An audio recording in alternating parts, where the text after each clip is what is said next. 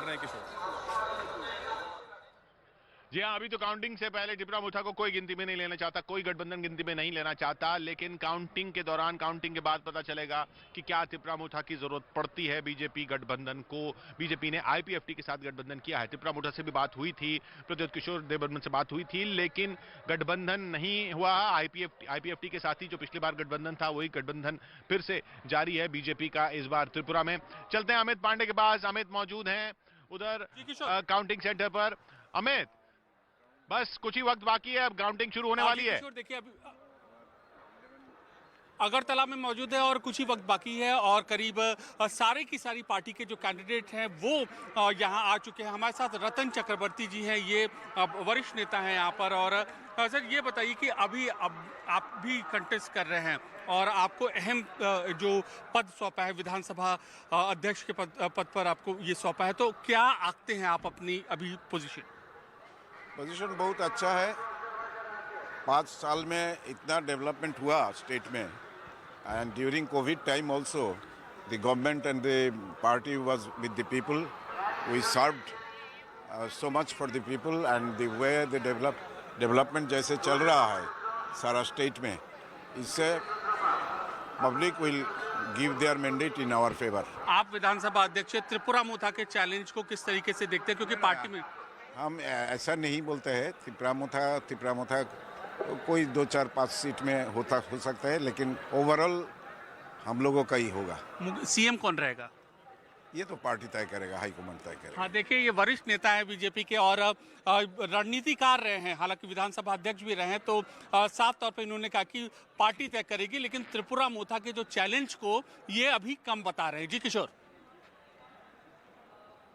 जी हाँ, तो त्रिपुरा मुठा क्या चैलेंज यहाँ पर। उधर मेघालय में अगर बात करें तो बीजेपी कितना बड़ा चैलेंज दे पाएगी, क्योंकि अलग लड़ रही है एनपीपी से। और टीएमसी कितना है, टीएमसी बड़ा फैक्टर असल में। इस टीएमसी बड़ा फैक्टर इसलिए क्योंकि मुकुल सांगमा और कांग्रेस के ज्यादातर नेता मेघालय में टीएमसी में चले गए। मुकुल सांगमा जो कांग्रेस के मुख्यमंत्री थे मेघालय में, पिछली बार सबसे ज्यादा सीटें कांग्रेस को आई थी मेघालय में, 26 सीटें आई थी। तो 31 के जो आंकड़ा था बहुमत का उससे पीछे रह गई थी। 26 सीटें आई थी कांग्रेस के पास, बीजेपी के पास सिर्फ 2 सीटें थी, लेकिन कॉनरेड सांगमा ने बीजेपी और बाकी पार्टियों के साथ मिलकर सरकार वहां बना ली थी। अब कॉनरेड सांगमा एनपीपी के अलग से लड़ रहे हैं चुनाव, बीजेपी अलग लड़ रही है चुनाव, और मुकुल सांगमा जो कांग्रेस में हुआ करते थे वो पूरी लगभग पार्टी के ज्यादा बड़े नेता लेकर वो टीएमसी में चले गए। इसलिए टीएमसी जो है मुकुल सांगमा की वजह से और बाकी नेताओं की वजह से जो कांग्रेस से आए उनकी वजह से टीएमसी एक बड़ा फैक्टर बन गई है मेघालय में। मेघालय की जो 59 सीटें हैं उनमें टीएमसी कितने वोट ले जाती है ये देखना अहम हो जाएगा। वहां पर शिलांग में मौजूद है रीमा हमारे साथ। रीमा, 7:48 हो चुके हैं, बस अब कुछ ही देर में गिनती वहां भी शुरू है। बिल्कुल, थोड़ा इंतजार करना होगा और उसके बाद रुझानों के जरिए मेघालय की तस्वीर साफ हो जानी है। और जिन बड़ों चेहरे के बारे में आप बता रहे हैं उनके वजह से ही यहाँ पर स्थिति बिल्कुल चेंज है। यानी मुकुल सांगमा जो कल तक के कांग्रेस के लीडर थे वो आज नेता प्रतिपक्ष हो चुके हैं टीएमसी के थ्रू, और अब उनकी कोशिश है कि वो अपने चेहरे का इस्तेमाल इस तरीके से करें कि चुनाव में उनको बड़ा फायदा हो। दूसरी तरफ कोनराड सांगमा, पीए सांगमा की छत्र छाया में अभी तक राजनीति यानी पिता के बारे में अभी तक कहा जा रहा था, लेकिन इसके बाद अभी इस बार अगर 2018 की तुलना में अगर वो चुनाव जीत जाते हैं, अपनी पार्टी में उनका दमखम बहुत ज्यादा बढ़ जाता है, तो आप समझ सकते हैं कि कोनराड सांगमा के लिए ये बहुत बड़ी जीत होगी। और इस वक्त जो हम बड़ी बातें और बड़ी तस्वीरें दिखा रहे हैं वो ये कि यहाँ पे अब सारे ऑफिसर पहुंच चुके हैं। जिनको भी काउंटिंग प्रक्रिया में भाग लेना है वो सभी पहुंच चुके हैं। अब गेट पर पहले की तरह कोई लाइन नहीं है, कोई तस्वीर उस तरीके से नहीं है। अब जो 10 मिनट का ये इंतजार है वो प्रत्याशियों की धड़कनें बढ़ाने के लिए काफी है और रूपरेखा तैयार हो जानी है कि कौन किसके साथ पाला बदलने वाला है। मेघालय के बारे में भी यही कहा जाता है कि छवि की राजनीति यहाँ भी बहुत ज्यादा हावी रहती है कि अगर किसी ने अपनी छवि, अपना जनाधार बहुत बढ़ा लिया तो कोई फर्क नहीं पड़ता कि वो किस पार्टी से, कांग्रेस से है, बीजेपी से, एनपीपी से, कोई फर्क ही नहीं पड़ता, वो चेहरा ही हावी रहता है। और इसी कोशिश में है कोनराड सांगमा, लेकिन क्या वो अपना करिश्मा दोहरा पाएंगे? क्योंकि जब 2018 में मंथन चल रहा था ऐसा लगा नहीं था कि उनका नाम सीएम के लिए आ जाएगा, पीए सांगमा की बेटी का नाम चल रहा था, लेकिन यंग होने के बावजूद भी जो राजनीति के गुण उन्होंने सीखे हैं उसका इस्तेमाल किया, आगे हो गए। इस बार चुनाव अपने दम पर लड़ रहे हैं। क्या फायदा पहुंचने वाला है बीजेपी से, इस बार वो किस तरीके से डीलिंग करेंगे ये सब कुछ ही देर में तस्वीर किशोर साफ हो जानी है। चुनावी समीकरण काफी। जी हाँ, तो वहां पे काउंटिंग सेंटर पे आप मौजूद, यहाँ अगरतला के मुख्य काउंटिंग सेंटर पर हम मौजूद हैं। यहाँ आप देख रहे हैं अंदर सब लोग जा चुके हैं, इलेक्शन एजेंट सब अंदर जा चुके हैं, पोलिंग एजेंट सब अंदर जा चुके हैं, माफ कीजिएगा इलेक्शन एजेंट जो काउंटिंग एजेंट है वो सब अंदर जा चुके हैं, अधिकारी सब अंदर हैं और सुरक्षा जो आप देख रहे हैं, सुरक्षा कर्मी हर तरफ यहाँ पर मौजूद हैं। वो जो गेट है उसके बाद अंदर आना यहाँ पर अब अलाउड नहीं है, पूरा रोड जो है वो बाहर ब्लॉक कर दिया गया है। इसी तरीके से सब काउंटिंग सेंटर्स में इंतजाम है जैसे यहाँ अगरतला में है, और इन्हीं काउंटिंग सेंटर से पहली बार सीधा काउंटिंग सेंटर से हम आपको दिखा रहे हैं आंकड़े जो आना शुरू हो जाएंगे 8 बजने के बाद। जैसे ही काउंटिंग शुरू होती है हर जिले के, त्रिपुरा के हर जिले के आंकड़े हम आपको बताएंगे। पश्चिम त्रिपुरा की 14 सीटें हैं, सिपाहीजला की 9 सीटें हैं, खोवाई की 6 सीटें हैं, गोमती की 7 सीटें हैं, दक्षिण त्रिपुरा की 7 सीटें हैं, ऊनाकोटी की 4 सीटें हैं, धलाई की 6 सीटें हैं और उत्तर त्रिपुरा की 7 सीटें हैं। इन सभी कुल मिलाकर जो 60 सीटें हो रही हैं, इनमें बीजेपी गठबंधन को लेफ्ट गठबंधन बोल रहे हैं जब हम, तो लेफ्ट और कांग्रेस का गठबंधन, हालांकि गठबंधन भी ऐसा रहा कि 47-13 का गठबंधन था, 13 कांग्रेस को, लेकिन कांग्रेस ने फिर 13 से ज्यादा सीटों पर उम्मीदवार भी खड़े कर दिए। तो कहीं कुछ ऐसी जगहें भी हैं, ऐसी भी सीटें हैं जहां पर लेफ्ट और कांग्रेस की फाइट भी हो रही है, और ऐसी सीटें भी हैं जहां लेफ्ट और कांग्रेस का गठबंधन भी है। वर्कर्स के बीच में गठबंधन किस तरीके से गया है, चौधरी साहब जो लेफ्ट के नेता है उन्होंने कोशिश तो पूरी की है, लेकिन क्या होता है ये सब देखना होगा त्रिपुरा के नतीजों में, जहां जैसे सरकार के कानून मंत्री हैं बीजेपी के, मोहनपुर से लड़ रहे हैं रतनलाल जी, तापस दे त्रिपुरा के मोहनपुर से उनके खिलाफ हैं, पूर्व एमएलए हैं जो कांग्रेस छोड़कर त्रिपुरा में आए हैं। खैरपुर सीट पर रतन चक्रवर्ती राज्य के विधानसभा अध्यक्ष जो हैं वो चुनाव लड़ रहे हैं। उधर अगरतला में पापिया दत्ता हैं, पार्टी की प्रदेश महासचिव हैं, वो चुनाव लड़ रही हैं। उनकी सीट का क्या होता है, एक एक सीट का आंकड़ा यहाँ काउंटिंग सेंटर से आएगा, एक एक सीट का आंकड़ा यहाँ काउंटिंग सेंटर से जाएगा आपकी स्क्रीन पर और सीधा जाएगा, और ये 60 सीटों का आंकड़ा एक के बाद एक बढ़ना शुरू हो जाएगा। चलते हैं नागालैंड, जहां नागालैंड की 60 सीटें, एक सीट का नतीजा आ चुका है, 59 पर काउंटिंग होनी है। दीमापुर में मौजूद है शालिनी।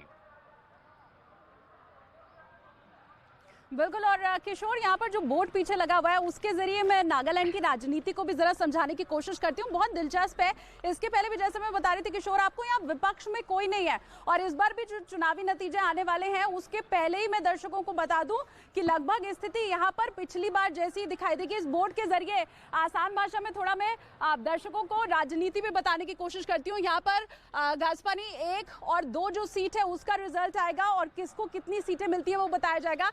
बीजेपी और एनडीपीपी इन दोनों का अलायंस है। यहाँ आपको बीजेपी दिखाई दे रही है, यहाँ एनडीपीपी दिखाई दे रही है, इसमें बीजेपी नहीं दिखाई देगी। अब खास बात जो है वो आपको बताती हूँ। ये देखिए गाजपानी 2 में आपको एनडीपीपी दिखाई दे रही है। अगर एनडीपीपी जीतती है तो ये सीट उसके पास चली जाएगी। आरपीआई ए रामदास आठवले पहले ही कह चुके हैं कि जब चुनाव हो जाएगा उसके बाद हमें भी एनडीपीपी और बीजेपी को ही समर्थन देना है। अब यहाँ पर एलजेपी को आप देखिए, एलजेपी ने 15 अपने कैंडिडेट उतारे और उसने कहा बीजेपी जहां जहां रहने वाली है वहां कैंडिडेट नहीं उतारूंगा, तो मतलब वो भी एक तरह से बीजेपी को समर्थन दे रही है। तो अगर ये सीट एलजेपी के पास भी चली जाती है आप मान लीजिए, तब भी समर्थन एनडीपीपी को ही मिलना है। इसके अलावा अब घासपानी 1 का भी जरा आंकड़ा, घासपानी 1 का भी आपको आंकड़ा बता देती हूँ। एक्सपोजर थोड़ा कम करने के लिए कहा गया है, सफेद ये बोर्ड है तो शायद ठीक से समझ आ नहीं रहा होगा। देखिए बीजेपी के पास अगर सीट गई तब बीजेपी की ही होनी है।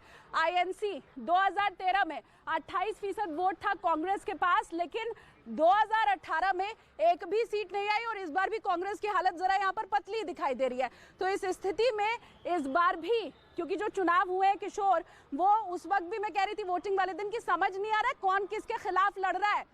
अगर जीतते हैं, अगर मैं मान लूं कि बीजेपी और एनडीपीपी के खिलाफ एनडी इनकम्बेंसी हो जाती है और एनपीएफ को सारे वोट चले जाते हैं, तब भी तो उनको सरकार का समर्थन ही करना है, जो कि वो अभी तक कर रहे थे।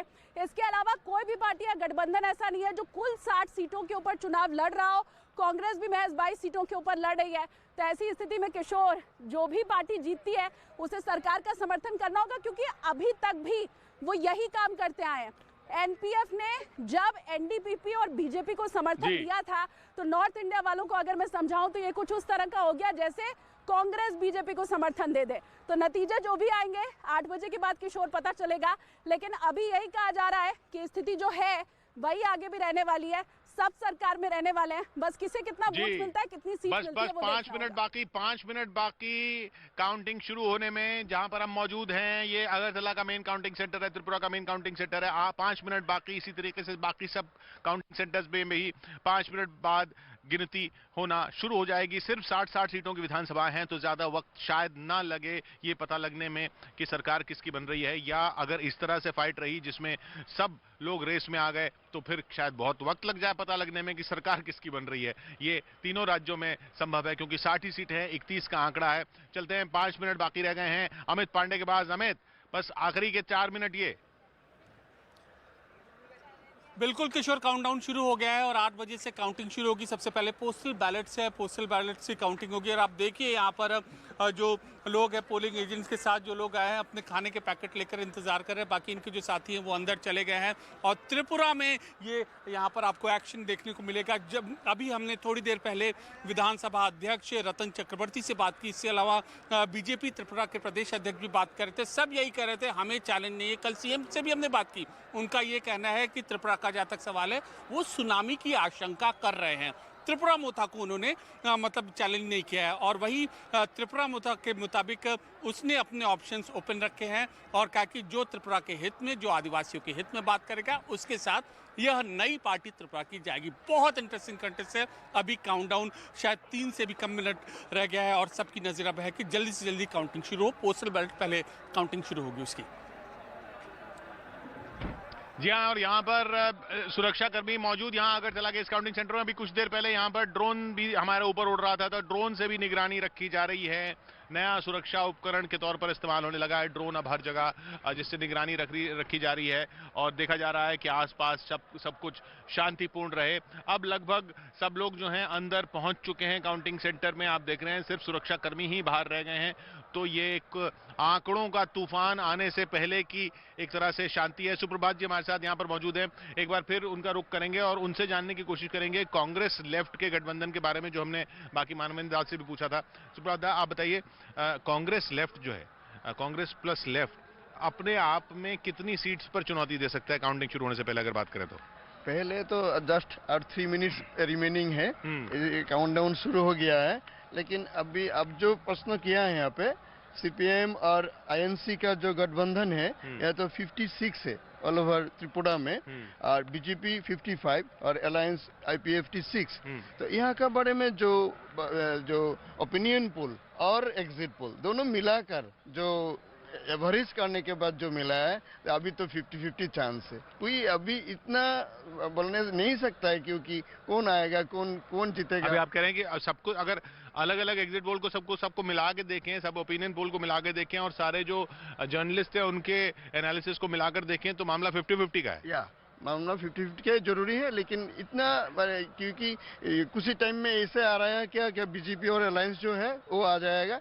और अभी अब देख रहा है कि थोड़ा बाद में जो आ रहा है, तो कोई इंस्ट्रक्शन व कोई ऐसा आ रहा है, देखते हैं कि ना सीपीएम और जो आईएनसी गठबंधन है वो भी निकल आ रहा है ऐसे। ये सुप्रभात जी का कहना है कि ये राइट ऑफ नहीं कर सकते आप कांग्रेस लेफ्ट को, you can't write off Congress left. Subrata da, आपकी नजर में भी कांग्रेस लेफ्ट, जैसे आपने कहा कि राइट ऑफ नहीं बिल्कुल कर सकते। Absolutely not, you can not right of, क्योंकि जो वोटिंग ट्रेंड्स हुआ है, लोग 4:30-5 बजे से बूथ में जाके खड़े होकर वोट दिए हैं, रात को 10 बजे 10:30 बजे तक वोटिंग हुआ है। तो ये वोट जो है, ये they wanted to give a particular message. तो ये वोट तो डेफिनेटली रूलिंग पार्टी के पक्ष में तो नहीं होना चाहिए। क्यों वोट जाएगा? आप कह रहे हैं कि इतनी हैवी वोटिंग जो हुई है वो एक मैसेज है कि रूलिंग पार्टी के फेवर में नहीं हो सकता। ये एंटी इनकम्बेंसी वोट है, क्योंकि ये एंटी इनकम्बेंसी वोट है। और जो बंगाली पॉपुलेशन, जो मेजॉरिटी वोटर्स है, आउट ऑफ 40 lakhs ऑफ जो बंगाली हिंदू फैक्टर हम कह रहे हैं 37 सीट्स पे बहुत इंपॉर्टेंट रहता है। not only the seats, I'm talking in terms of demography. The demographically क्या होता है कि 14 lakhs of tribal voters है, 13 to 14 lakhs of tribal voters है, and out of 29 the rest are non-tribal voters. तो वहाँ पे जो non-tribal voters है, they will have voted for, majority will have voted for the opposition. Tripura opposition. अच्छा, opposition. That the promoter is also opposition. हाँ। So because of this long queue, मैंने कई centres में गए हैं वोटिंग डे में। पर अगर ऐसी बात है कि जो लंबी जो क्यूज हैं वो गवर्नमेंट के एंटी इनकम्बेंसी के लिए थी, तो ऑपोजिशन का वोट टिपरा मोथा और कांग्रेस लेफ्ट गठबंधन में डिवाइड होगा, उसका फायदा बीजेपी को मिल सकता है। मिल सकता है, वो मिल सकता है। काफी सीट्स है, मैंने जैसा मैंने पहले भी कहा था कि काफी सीट्स है, say you take a seat like which is है जनरल सीट। 8 बज चुके हैं और